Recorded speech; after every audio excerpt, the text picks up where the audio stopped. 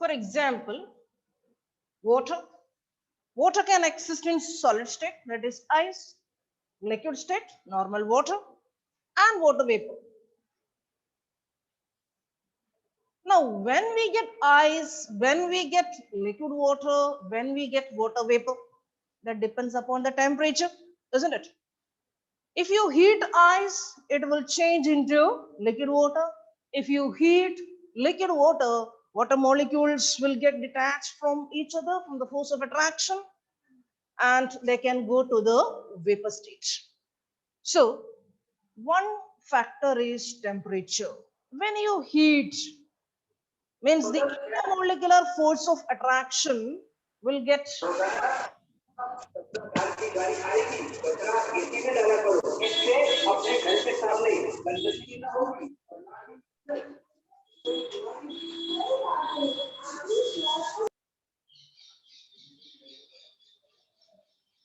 the heat energy will be overcoming the intermolecular force of attraction. So these molecules get far apart. So we say thermal energy or heat energy that is responsible for the change of state, which is against the intermolecular force of attraction between the molecules, between any two molecules in this world, there is force of attraction. Maybe less force of attraction like van der Waals force of attraction, maybe more force of attraction like electrostatic force of attraction, positive negative attraction, or covalent bonding. So two opposing factors are intermolecular force of attraction. If that is more, the substance will be in the solid state. And thermal energy, if that is more, then gaseous state. The substance will be going to the gaseous state. So two opposing factors are, number one, intermolecular force of attraction.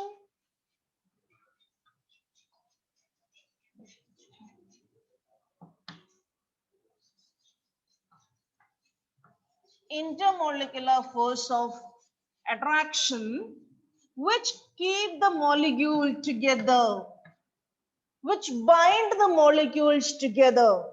Force of attraction.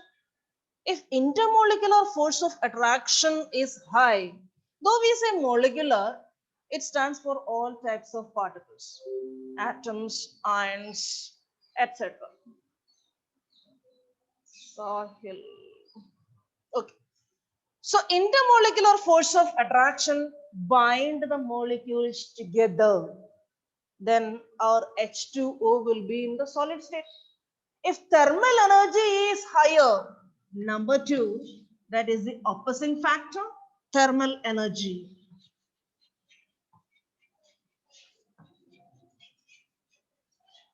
If thermal energy is higher, that means you are heating. Molecules will be going into the vapor state. So every substance you can imagine in solid format, liquid format, and also in the gaseous format. Iron. See, this is iron bench desk. Now it is in the solid state. You can convert this into molten iron. You can make these iron particles, these atoms of iron into the gaseous state also. So all the things are possible. Now at room temperature, iron is in the solid format. You see, iron can be in the solid format, liquid format, and gaseous format. Now it is in the solid format means its melting point is above the room temperature, right? Its melting point is above the room temperature. What is the room temperature now? 28, 29. Now it's at this 28 or 29 degrees Celsius. Kanika.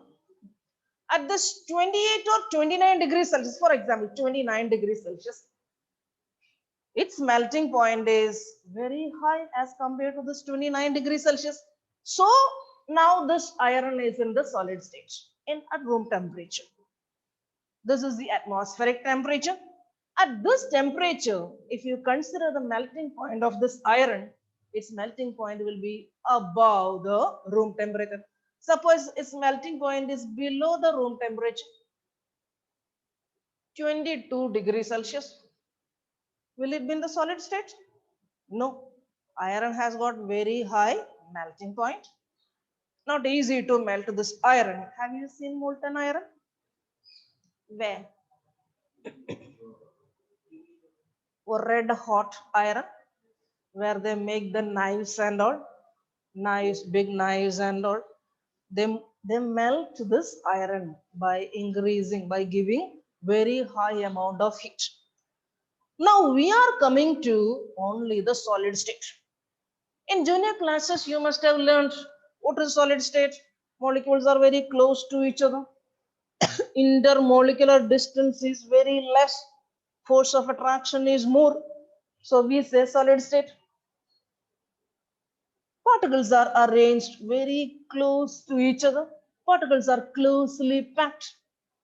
That is the only thing what we have learned about solids, the structure of solids. Now in this chapter, we are going to learn what type of close packings. Simply, these atoms are kept one after the other or in different designs, different patterns. Nature has made different patterns of this close packing.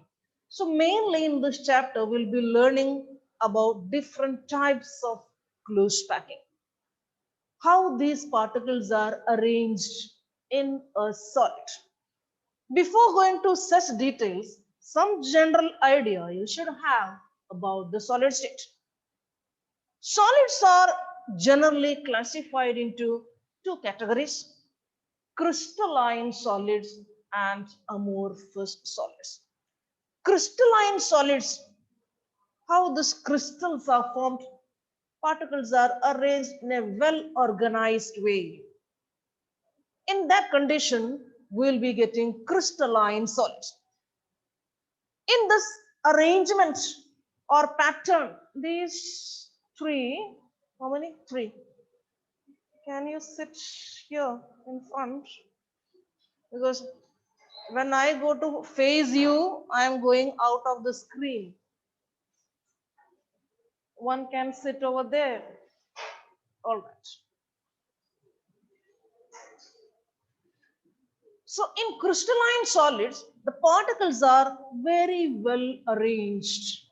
This arrangement, very well arrangements, this arrangement you can see for longer distances in the crystal. We say particles are in a regular arrangement, in a periodic arrangement, regular and periodically repeating patterns you will be seeing in the case of crystalline solids. So solids are classified into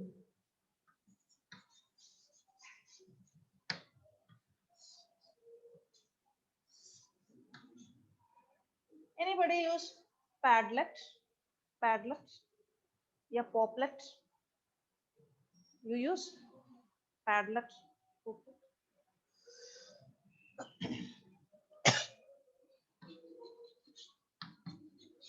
Crystalline solids and amorphous solids.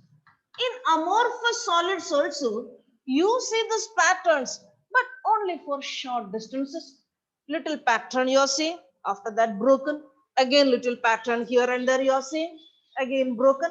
But in the case of crystalline solids, this regular and periodically repeating pattern, regular and periodically repeating pattern is seen for longer distances. But in amorphous solids, that regular and periodically repeating pattern is seen only for short distances. We say crystalline solids are of long range order, because long distances you can see.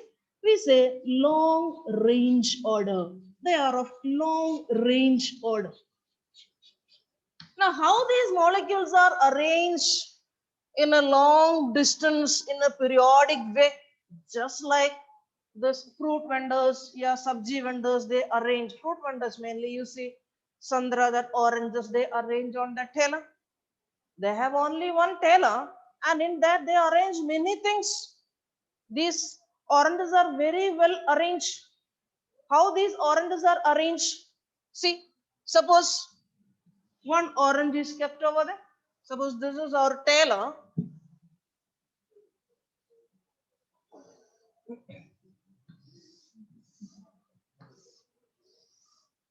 In this tailor, he is going to arrange so many oranges. Suppose he is arranging like this.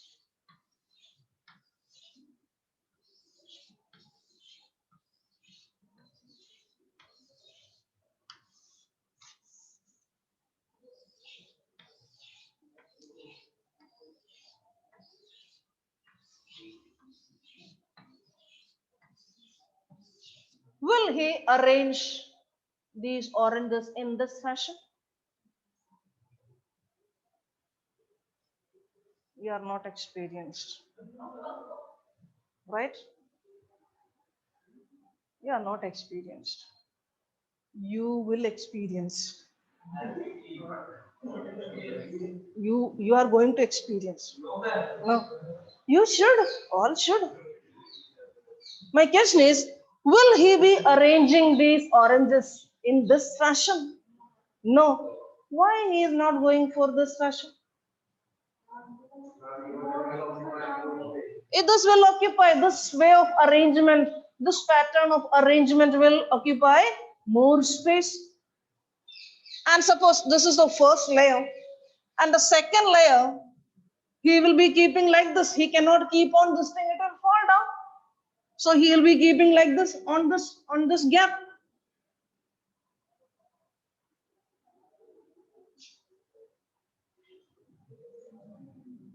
So this way of arrangement, he will not be doing. No physics teacher, no science teacher, no chemistry teacher has to teach him. Okay. So our common experience, we will be doing a better packing. Nature also fond of better packing.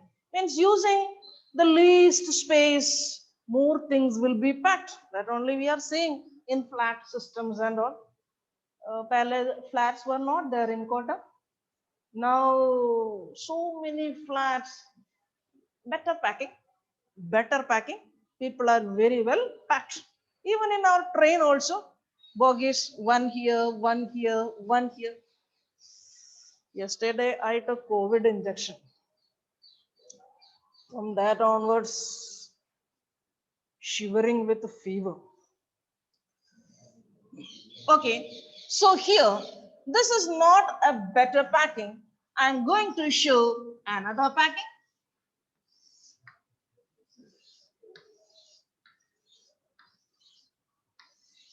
Now, the next line balls or oranges or atoms or molecules are kept in this way so that, see, the gap size is reduced, right?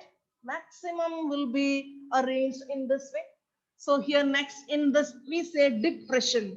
The next orange is kept in the depression, in this depression. The next orange is kept in the depression. Here just in alignment, okay, just in alignment, these rows and columns are in alignment, but here little bit tilted so that the space is utilized maximum utilization of the space. So orange fellow will be arranging in this way. This is a better packing.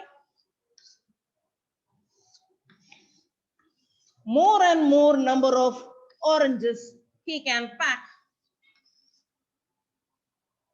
Now you see, in this packing, there is a gap. Here is a gap. Here is a gap. Here is a gap. Gap. Gap. Gap. This I can call it as a triangular shaped gap. Am I right? A triangle. Triangular gap. We won't say the word gap. Instead, in chemistry, we'll be using the term void. Void means gap. There is a void between you. Gap. So this is a triangular gap pointing downwards, triangular gap pointing upwards, triangular gap pointing downwards. Anyway, generally we say triangular gaps. Here, the space is less than the space what you see here. So this nature will not go for this packing.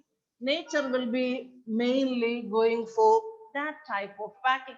But this is also seen very rarely. So you see triangular voids.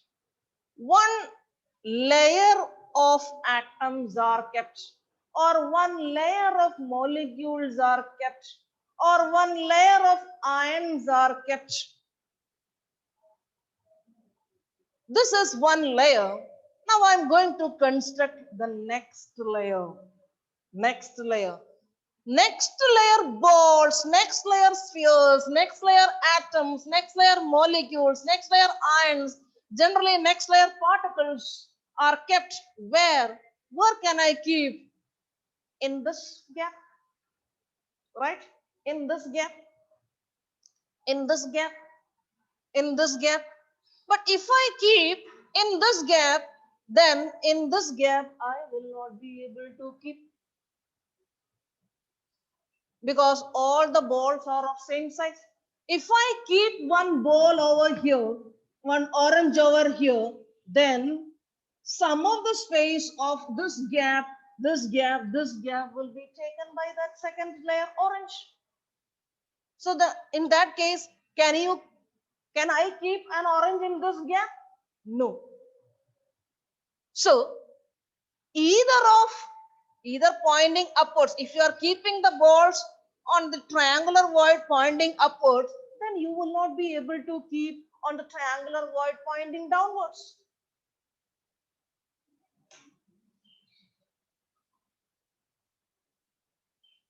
This is a substance, right? One solid. If I remove one layer, next layer, next layer, next layer, molecular level, I am cutting, very fine cutting, I am removing layer by layer. And I will be getting the last layer in which only single layered molecules or particles are there. One layer thickness, one particle thickness. So don't see this one, only single layer. So in that case, this is orange colored. So you will be getting, look at only this orange particle, right? If that layer, if I see through a microscope, I'll be getting bigger, I'll be seeing bigger particles. So this is that orange layer particle. इसके आगे भी हो सकते हैं, पीछे भी हो सकते हैं. So here, in this case, this is that orange layer. I have taken an orange solid. So if I cut this solid into different layers, I'll be reaching to the last layer. That last layer is this layer. Of course, I made some other layer also to show that this is a different layer. All you should consider as orange balls only. This is one layer. In front of this, another layer can be kept. Behind this also, another layer can be kept. You have to consider these yellow balls also in this orange color only. Right? Now, you are getting a three-dimensional structure. When I draw here on the board, you may think that this is like bangles, circles. No, it is actually in 3D way, like spherical, balls, atoms, molecules. Now you see, in this, here gap is the void, triangular void pointing downwards, triangular void pointing upwards, triangular void pointing downwards, triangular void pointing upwards. If I keep another orange ball in this gap, then that ball will be consuming little bit space from here, here, and from here. So in the next void, I will not be able to keep a ball. So either you can utilize only the triangular void pointing upwards or the triangular void pointing downwards. In one of these triangular voids you can keep. If I keep on this triangular void pointing upwards, then I will not be able to keep here. Then I can keep here. Then I cannot keep here. I can keep here. I cannot keep here. I can keep here, like that. Okay. So only one type of triangular voids can be filled at a time. So you will be getting the next second layer. I can keep here also. See, here there was a gap. I kept one yellow ball over there. Then in the next void, see gap, you can see. Can you see the gap? This is a triangular void pointing upwards. This is a triangular void pointing upwards. So I kept one ball here, that is triangular void pointing upwards. Then the next void, you can see a gap over there. Can you see the gap? There is a gap because I am unable to keep a yellow ball in this gap. Then I can keep on this. I cannot keep, see there is a gap. And in this gap, smaller atoms can be gone. Smaller. Suppose this is a solid made up of Cl minus, Cl minus, Cl minus, Cl minus, Cl minus, Cl minus, Cl minus. And in that gap, Na plus smaller cations. Cations are smaller. Smaller cations can be fitted in this. So this will become very hard then. If things are going inside also, then it becomes very hard. So this is the packing. First packing is like this. In the depression, this is the first line, first row. This is the first row, R-O-W. This is the first row. In the depressions of the first row, the second row balls are kept. In the depressions of the second row, third row balls are kept. When you keep like that, you are getting a layer. In that layer, you see voids. But in the next layer, when you keep the next layer balls, either one type of triangular voids can be filled. Either triangular void pointing upwards or the triangular void pointing downwards. So next layer is made, the next layer is made, and the entire big crystalline lattice, crystal lattice can be made. When you go to the smaller 3D unit, you can take some repeating pattern, 3D repeating pattern from here. And that 3D repeating pattern, not only one layer, not only second layer, not only third layer, a repeating pattern unit, the smallest unit you can cut and take it out. Just like this wall is made out of bricks. Brick is the unit. That brick, so many bricks, so many units are kept, and the entire crystal lattice, the bigger wall is being made. So which is the unit? Unit is that brick. That is a 3D thing. Similarly, I can find out a 3D unit from this entire bigger crystal lattice. That 3D unit is called a unit cell. Unit cell. There are many types of unit cells. We'll be learning all those things. So before going to those details, we are coming back to crystalline and amorphous. What is the difference between crystalline and amorphous substances? Only one difference, I said. Repeating pattern. For longer distances, you see, we say crystalline substances are long range order. while amorphous substances are short range order. Sodium chloride is crystalline, sugar is crystalline, ammonium chloride, all the salts that you are using, almost all are crystalline. Amorphous chalk, glass, plastic, these are amorphous solids. Now, what are the other characteristics of crystalline solids?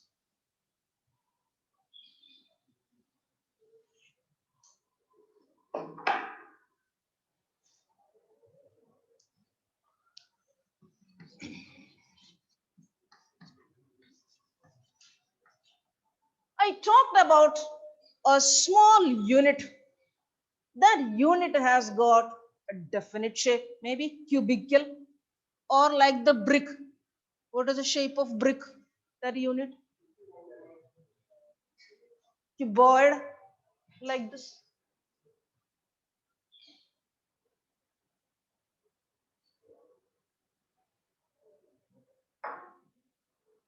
Suppose this is cube, a unit I have taken out. I have cut out a unit from that. So this is the unit. So like that, these 3D units are kept over and over, above, below, side, up or down. In all directions, I can expand and I'll be getting the entire crystal lattice. Now, you consider this crystalline bigger substance. It has got a definite geometrical shape. What is that shape? Here it is cube.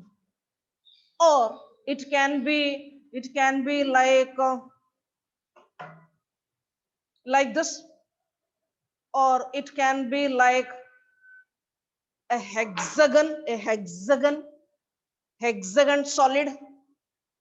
It can be like matchbox type, matchbox. See, these are different units. This is, we call it as unit cell. Like this, many unit cells are kept over and over again, and you'll be getting the entire crystal lattice. The unit cell has got definite geometrical shape. That means crystalline substances are having definite geometrical shape, while chalk, irregular shape. Irregular shape. The unit cell doesn't have a proper shape. So crystalline substances are having a definite geometrical shape.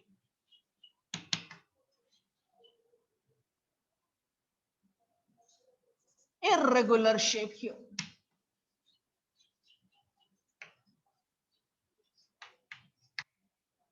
If I cut a crystalline substance with a knife, I can separately get these unit cells.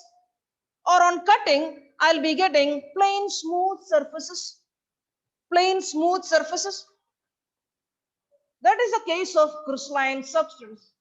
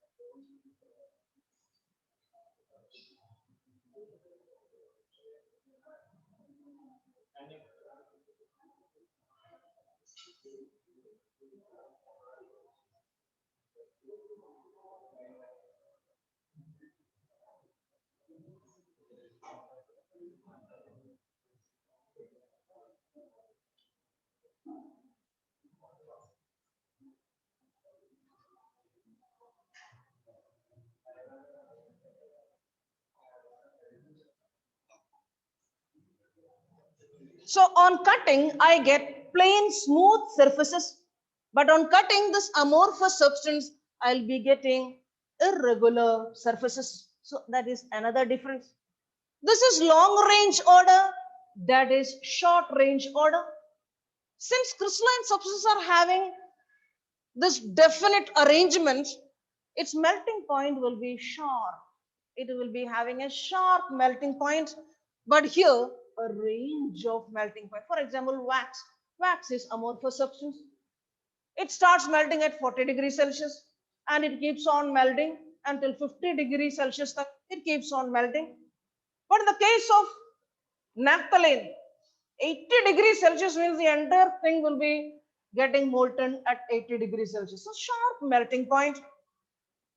Crystalline substances are having definite heat of fusion. This much heat is required to melt this, to fuse this crystalline substance. But in this amorphous substance, that is not having a definite heat of fusion. This is called a true solid. That is called a false solid. Wrong solid, false solid, we say pseudo solid. So there are so many differences. First one, definite geometrical shape, irregular shape. Then cleavage property, cutting. Cleavage property. On cutting, plain smooth surfaces can be obtained. They're irregular surfaces. Heat of fusion, definite heat of fusion. Heat of fusion, definite heat of fusion. No definite heat of fusion. Order, long range order, that is of short range order. Melting point, sharp melting point. It is often over a range of melting point. True solid, pseudo solid. One more thing is there, anisotropy and isotropy, that we'll be discussing in the next class. Thank you.